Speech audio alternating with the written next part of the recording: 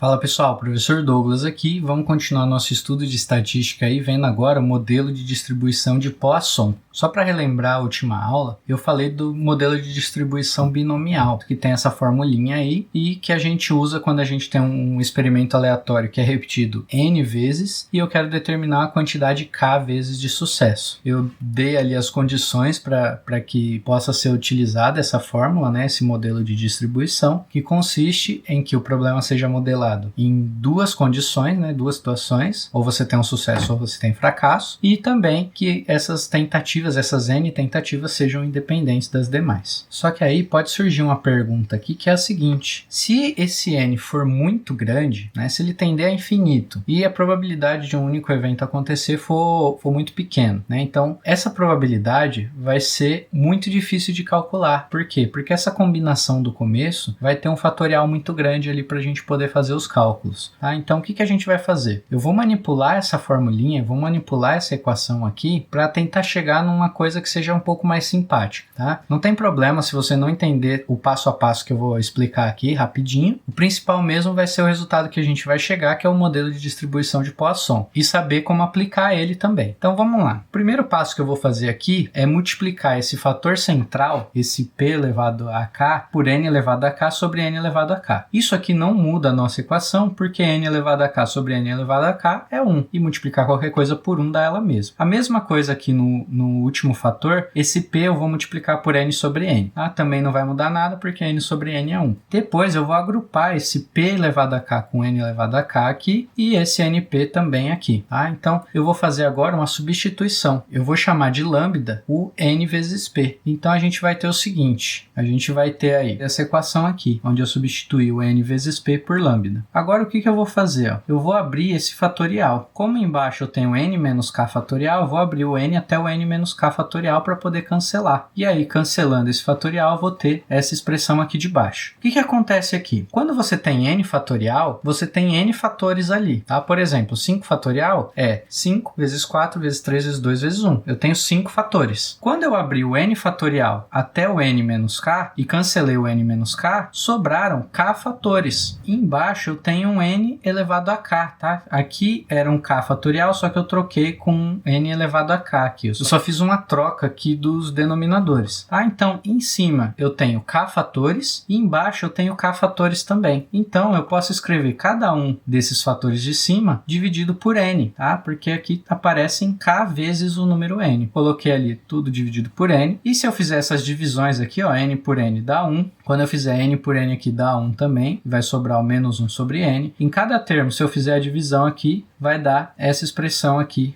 de baixo, tá? Só que agora vamos lembrar o seguinte, o n está tendendo a infinito, certo? Então, essa primeira parte aqui tende a 1 quando o n vai para infinito, esse número aqui vai para 0, esse vai para 0, todos os que tiverem dividido por n vai para 0, porque eu vou estar dividindo por um número muito grande, né? Então, eu vou ficar com 1 vezes 1 vezes 1 vezes 1, que vai dar 1. E esse último fator aqui, provavelmente vocês aprenderam quando eu estava estudando cálculo. Esse limite aqui, a menos de uma substituição, é um limite fundamental, tá? Então, esse limite, quando o n vai para infinito, tende a e elevado a menos lambda. E aí, fazendo as substituições, a gente chega nessa formulinha aqui, que é o modelo de distribuição de Poisson, onde k vai ser o número de vezes que o evento ocorreu num determinado intervalo. Já vou explicar esse negócio do intervalo. O lambda, que a gente fez a substituição lá no começo, que era n vezes p, vai ser um parâmetro que vai indicar a frequência média de ocorrência do evento num determinado intervalo. E o e é o número de Euler, aquele 2,71828 aproximadamente.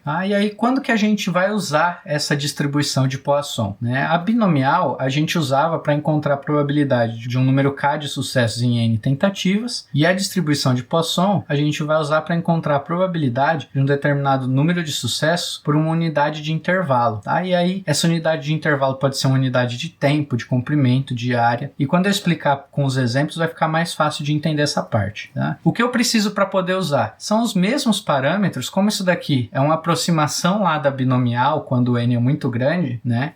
Por que eu digo aproximação? Porque a gente fez o n tender a infinito, e a gente, na vida real, não vai ter infinitos casos, né? Então, é uma aproximação da binomial a Poisson. Então, ela vai ter os mesmos parâmetros, né? As mesmas condições que a binomial. Então, eu preciso modelar o problema em duas situações apenas, né? Sucesso e fracasso. O número de ocorrências agora de cada intervalo tem que ser independente do número de ocorrências em outro intervalo, e o número médio de sucessos por unidade de intervalo precisa ser constante. Beleza? Então vamos ver um exemplo aqui para entender melhor como usar isso daí. O professor Douglas, gravando novas videoaulas, calculou que, em média, há 5 interrupções por hora quando ele está gravando. Cachorro latindo, carro passando, criança gritando, né? E qual a probabilidade de, quando ele estiver gravando, haver 2 interrupções em 1 hora? Então repare o seguinte aqui, ó. Nesse problema a gente tem um intervalo de tempo, a gente está falando aí de horas, né? Então isso daí é um dos indicativos de que a gente vai utilizar Poisson. E outra observação é que nesse problema a unidade de intervalo vai ser a mesma para K e para lambda. Vamos começar a resolver esse problema definindo uma variável aleatória, que vai ser o seguinte, ó. Eu quero saber a probabilidade de, quando eu estiver gravando, haver 2 interrupções em 1 hora. Então eu vou definir como minha variável aleatória o número de interrupções por hora. Se eu ler o problema de novo, eu vou ver que o lambda aqui é igual a 5, tá? O que é o lambda? O lambda vai ser a média, o valor esperado naquele problema. O valor esperado está aqui no começo do problema, 5 interrupções por hora, certo? Então esse é o lambda, é o valor esperado. O K é 2, porque eu quero calcular a probabilidade de acontecer 2 interrupções em 1 hora. E agora a gente só precisa substituir esses valores na formulinha de Poisson. Então só lembrando, a Poisson está aqui, e aí quando a gente substituir, a gente coloca lambda igual a 5, K igual a 2, faz todas as substituições e precisa fazer essa continha aqui. Essa continha aqui a gente precisa de uma calculadora para poder fazer. Então, pessoal, fazendo com a calculadora aqui, a gente vai ter o seguinte: 5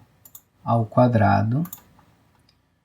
Tenho que dar um tracinho aqui para essa calculadora para sair do exponencial, vezes o E. O E, ele está aqui embaixo, ó, de vermelhinho. Para sair o vermelhinho, eu preciso apertar o alfa. Então, aperto o alfa, aperto o E, apareceu o Ezinho lá, elevado a menos 5. Aperto para o lado para descer do expoente. Tudo isso dividido por 2 fatorial. O fatorial, ele está aqui em cima, amarelinho. Para apertar a tecla amarela, eu preciso apertar o Shift. Então, Shift fatorial. E aí, apertando igual, eu vou ter a resposta, que é 0,08. Então, aproximadamente aí 0,084224, que dá aproximadamente 8,42%. Tá? Então, a probabilidade de eu ter 2 interrupções em 1 hora é de mais ou menos 8%. Vamos ver um outro exemplo.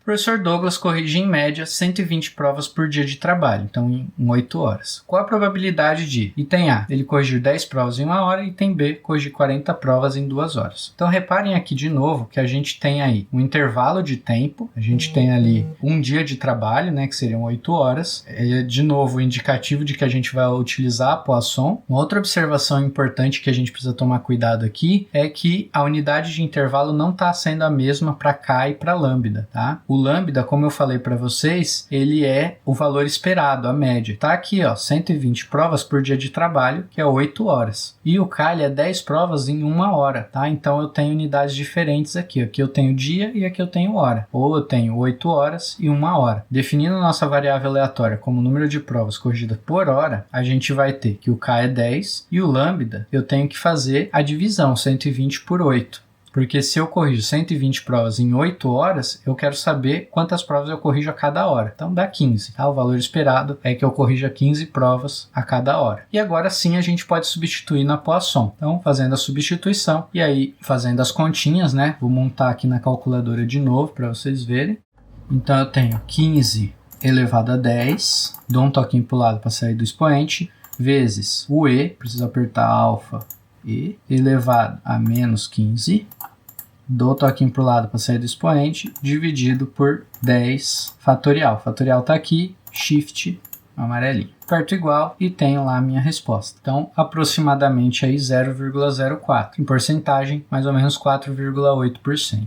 Fazendo o item B, agora eu vou definir minha variável aleatória como número de provas corrigidas a cada 2 horas. Então o K é 40, que foi dado no problema aqui, 40 em 2 horas. E o meu lambda agora vai ser 30. Por quê? Porque eu quero saber quantas provas eu corrijo a cada 2 horas. Então, fazendo as substituições no Poisson e resolvendo essa continha, a gente tem aí mais ou menos 1,39%. Vamos para um terceiro exemplo. Num livro de 800 páginas, há 800 erros de impressão. Qual a probabilidade de que uma página contenha pelo menos 3 erros? Então, as observações desse problema. Nesse problema, a gente vai ter um intervalo aí que é o número de páginas. Reparem o seguinte, número de páginas não é normalmente um intervalo, só que esse n ele é muito grande. Daria para resolver isso daqui pela binomial, só que aí a gente teria que calcular a combinação de 800, escolhe 1, 800 escolhe 2, 800 escolhe 3. Isso é uma conta muito trabalhosa de fazer, tá? Então a gente utiliza o Poisson nesse caso. A outra observação é que a unidade ali de intervalo está igual para K e para lambda, tá? Então vamos lá. Vamos definir nossa variável aleatória aqui como número de erros de impressão por página. Então, o nosso lambda vai ser 800 dividido por 800, que dá 1. Eu tenho 800 páginas e 800 erros de impressão. Se eu quero erros de impressão por página, eu pego os 800 erros e divido pelas 800 páginas, tá? Então, eu quero calcular a probabilidade de ter pelo menos 3 erros. Ou seja, eu quero calcular a probabilidade da minha variável aleatória ser maior ou igual a 3. Então, é só eu calcular dela ser igual a 3, igual a 4, igual a 5, igual a 6, igual a 7, igual a 8, igual a 9, igual a 10, igual a...